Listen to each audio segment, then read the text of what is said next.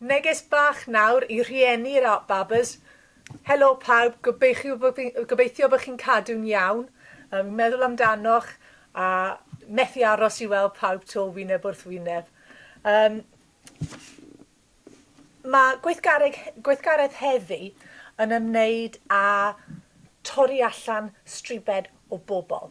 So bydd angen I chi helpu torri allan os oes babas bach dych chi. So bydd angen I chi ddefnyddio'r sesiwn. A pan mae'n dod I wneud siap y corff, peidiwch poeni os ydych chi ddim yn arlunydd ofri, mae fe'n okay.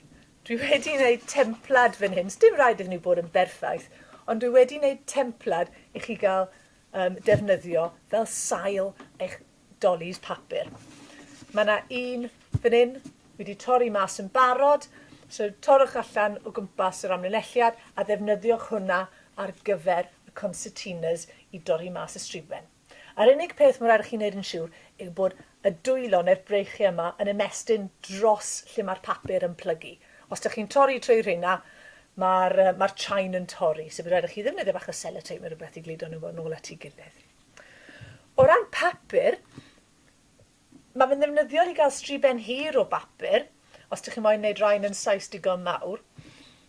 Gallwch chi ddefnyddio unrhyw beth. Mae samples papur wal. Cofiwch, os ydych chi'n gallu, gallwch chi mynd mewn I siopau DIY a helpu'ch hunan un o'r samplau fyna. Gallwch chi torri nhw off eich hunan. Dyna beth dwi'n wneud. Gallwch chi cymryd metr neu cwpl o fetre o'r rolyn I hunan yn yr ail, a mae hwnna'n papur ddefnyddiol I gael. Mae jyst rhaid I chi fod yn cheeky. Mae papur newydd yn grêt. Ydych chi'n cael striben hir.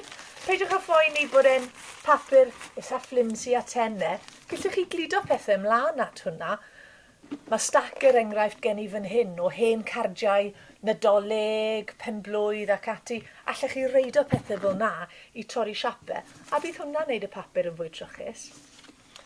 Neu, os ydych chi wedi bod yn siopa ar-lein o gwbl yn ddiweddar, fe welwch chi bod lot o'ch parseli yn dod nawr efo papur brown yn padw nhw allan ac yn amddiffyn nhw. A mae hwn yn grêt achos mae hwn yn papur cadarn, solid, neis, a mae fe'n tueddu dod mewn stribedi hir. Felly gallwch chi ddefnyddio hwnna a cadw fe un ochr, falle cadw bocs o stash bach o hyn remnants o papur neu papur lapio, wrapping paper hyd yn oed. A gallwch chi ddefnyddio rhywna ar gyfer y gweithgareddau yma. Ond cofiwch, does dim rhaid I chi mynd mas I brynu unrhyw beth o'r newydd. Ail ddefnyddio pethau ni fan hyn, a jyst cyfle I chi a'ch plant bach I chwarae ac I cael hwyl wrth wneud pethau gyda'ch gilydd. Does dim rhaid iddo fe bod yn berffaith. Os gwyliwch chi tan diwedd y fideo heddi hefyd, fe welwch chi syniadau ar gyfer sut I cario mlaen chwarae gyda'ch cadwyn dolis chi a syniadau am be gallwch chi wneud gyda nhw a'r anturiaethau gallwn nhw cael ar ôl I chi orffen nhw. So mwynhewch, gobeithio bod eich babas bach yn mwynhau a welach chi cymbo hir. Ta-da!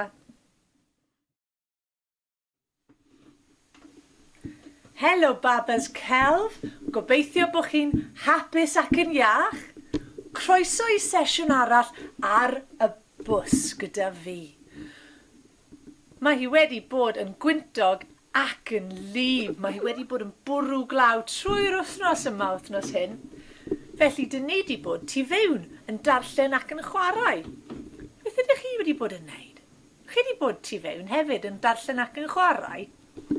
Wel, dyn ni wedi darllen llyfr gan Julia Donaldson a Rebecca Cobb o'r enw The Paper Dolls. A mae fe am merch bach a'i fam a maen nhw'n torri cadwyn o ddoliau bach allan o bapur. A mae'r dolis bach papur yn mynd ar anturiaethau, adventures, anturiaethau, diri. Maen nhw'n cael eu chaso gan T-Rex, gan ddeinosor. Maen nhw'n mynd ar fws, jyst fel y bws yma. Maen nhw'n ymweld â fferm. A maen nhw'n cael eu chaso dim gan y T-Rex tro yma, ond gan teigr. A maen nhw'n hedfan i ffwrdd yn y gwynt i gael anturiaethau arall. Felly o'n i'n meddwl bydde fe'n neis i wneud cadwyn o dolis papur fy hunan. Hoffech chi wneud un gyda fi? Iawn, dyma fe fydd angen arno ni. Bydd angen papur plaen. Mae hwn yn hen papur lapio sydd wedi dod mewn pecyn, ond mae'n darn hir neis sy'n gwneud yn berffaith ar gyfer torri striben o dolis allan. Felly papur, eich templad, fel hyn, sydd ar gael ar safle y Glynfifio chi printio. Crayons, neu pensiliau, pensfelt, neu glud a papur scrap i addurno eich dolis. Glud i stico nhw lawr a sesiwn i torri nhw allan. A cofiwch efallai bydd angen oedolyn neu mami neu dadi i helpu torri allan. Iawn, a dyma be fydd angen i ni wneud. Mae gen i darn hir o bapur brown fan hyn. Gallwch chi defnyddio lot o wahanol fathau papur, ond mae hwn yn striben neis hir. Oedd mewn bocs pacio. Dyna pam mae fe bach yn rychlyd. Ond mae hwnna'n oce. A mae templed gen i fan hyn, efo siap person. Ac efallai bydd angen i chi cael rhywun mawr, oedolyn, mami neu dadi efallai, i helpu chi i torri allan, achos mae sesiwn yn gallu bod yn finiog yn siarp. Felly, byddwch chi'n torri o gwmpas y person yma, just fel hyn. A wedyn, dyn ni'n mynd i roi'r papur ar y bwrdd a'r person ar ei bennau. Dyma ni chi cael gweld. A dyn ni'n mynd i wneud marcing gyda pensil i ddangos ble mae un braich yn benni. Fan hyn. A wedyn, byddwn ni'n plygu'r papur fel wneud fan, nôl a mlaen. So dyna un plygiad. A wedyn,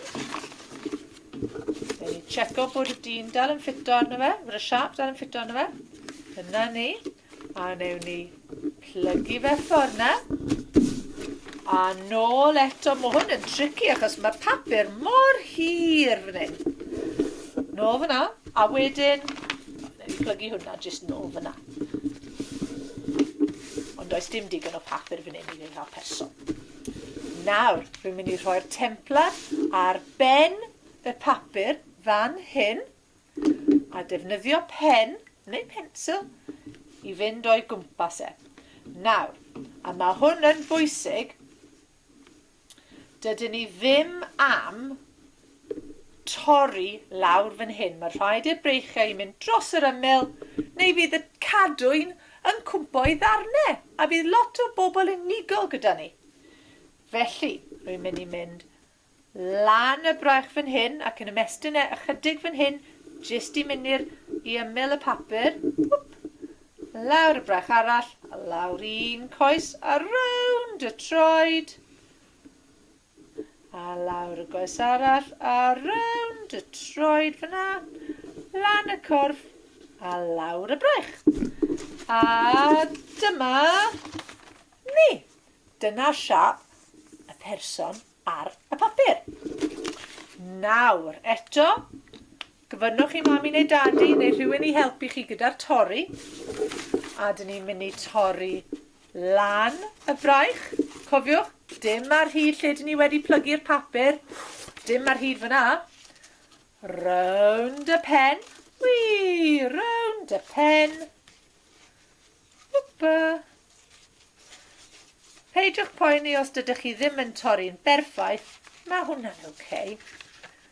Lawr y braich. Triwch dilyn y llinell. Mae fe'n dda os ydych chi'n gallu dilyn y llinell. Neu camgymeriad yma, a heb torri trwy'r darn olaf o bapur. Dyna ni. A wedyn, lan y braich yma. Eto, dyn ni ddim yn torri lle mae fe'n plygu. A rownd y coes, lan un ochr y corff, fel yna. Bwp. A rownd y coes arall. Torri fe'n ofalus. Byddwch chi'n gwneud hwn lot yn well na fi. Wi'n gwneud hwn yn gyflym, jyst i dangos dy chi.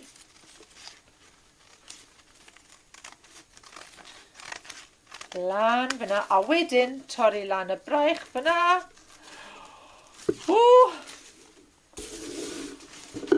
A croesi bysedd. Ydyn ni'n meddwl bod ni'n mynd i gael cadwyn? Gen i weld faint sydd fyna. 1, 2, 3, 4. 4 person bach. Nawr, os ydych chi'n edrych yn ofalus, fe welwch chi, mae'r person fan hyn wedi colli darn o'r pen. Ond mae hwn yn okay. Mae gen i cynllun, mae gen i plan am hynny. A mae'r person fan hyn wedi colli darn o'r troed. Ond mae hwn yn okay, cos mae gen i gynllun i hwnna hefyd. Dwi'n mynd i torri off y ddwy droed, a gewn ni wneud rhywbeth arbennig efo hynny. Ond mae 1, 2, 3, 4 person gennym ni fyna. A dyma'r rhan mwyaf hwyl.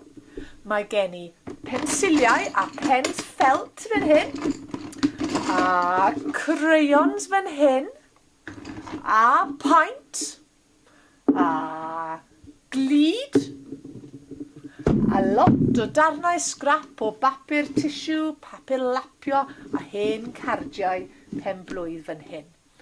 A dwi'n mynd i addurno y gwahanol pobl yma ac efallai rhoi enwau iddyn nhw hefyd. A dwi'n mynd i addurno y 4 ohonyn nhw 1, 2, 3, 4 mewn gwahanol ffyrdd. A gallwch chi wneud yr un peth. Nawr, oherwydd mae 4 person gen i addurno, rwy'n mynd i cyflymu'r rhan yma lan. Felly, os ydych chi'n barod, 1, 2, 3 a ffwrdd â ni!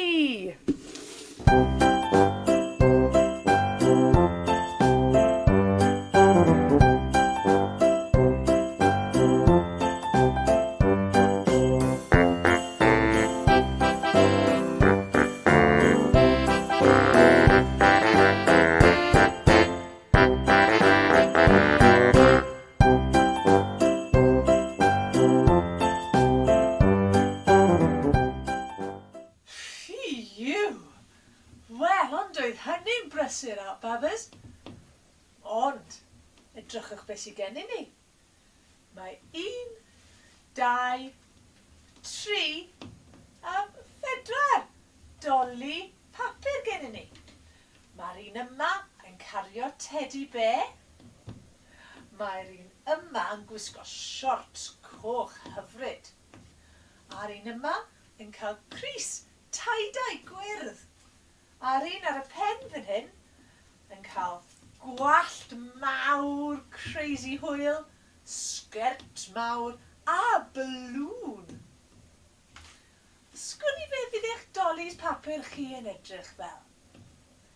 A pwy fath o anturiaethau bydden nhw'n cael? Tan y tro nesaf, babas, hwyl fawr, ta-ta, tantoc, a rwy'n edrych ymlaen at gweld beth ych chi wedi gwneud tro nesaf. Hwyl fawr! Yn gyntaf, mae'r dolis yn chwarae'r piano. Wedyn maen nhw'n mynd i weld sioe. Cyn teithio o gwmpas y byd. Be fydd eich dolis chi'n wneud tybed?